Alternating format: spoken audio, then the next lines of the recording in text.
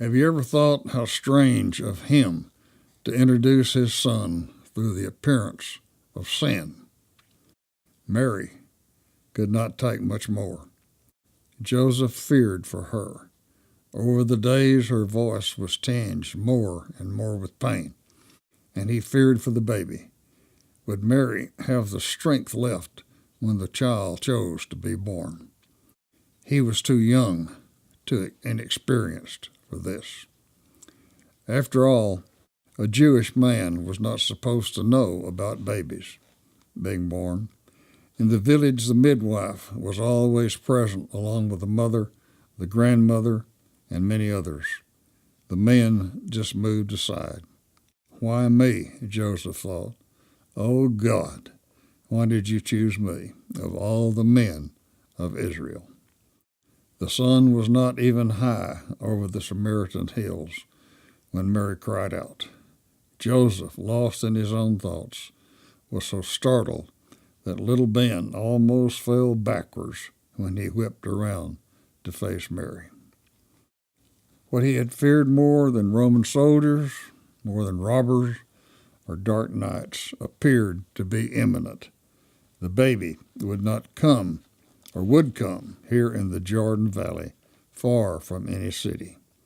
Without the help and the care of a midwife, chances were slim that Mary, or the baby, would survive.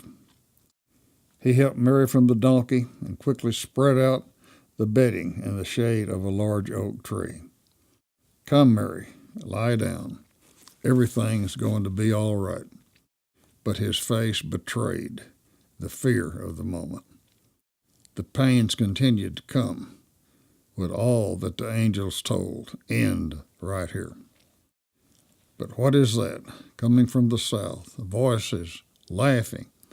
The dust people kicked into the air gave Joseph enough time to hide their belongings and the donkey as best he could. Robbers and scoundrels, no doubt. Joseph was so intent on Mary that he never noticed the little children that gathered around the makeshift tent. When he looked up, there they were, staring at the frightened couple as if they had discovered a great treasure. And one of them, a little girl with a toothless grin, yelled out, "Aunt Mary!"